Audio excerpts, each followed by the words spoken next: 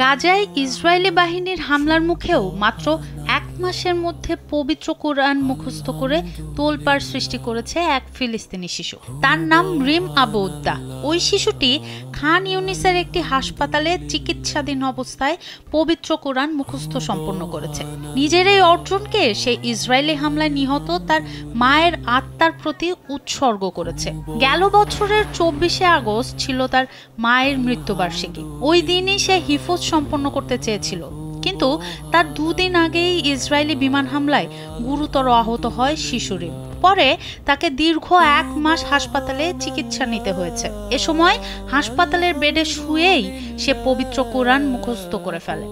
রিম জানিয়েছে, এই ভয়াবহ যুদ্ধের পুরো সময় জুড়ে কোরআনই ছিল তার ধৈর্য ও স্থিতিশীলতার প্রধান উৎস। কোরআন হিফজের এই অসাধারণ ধৈর্য ও অধ্যাবসায়ের স্বীকৃতি স্বরূপ গাজা শহরের হাবিব মোহাম্মদ সেন্টারের পক্ষ থেকে রিম আবু উদ্দাহকে বিশেষ সম্মাননা দেয়া হয়েছে।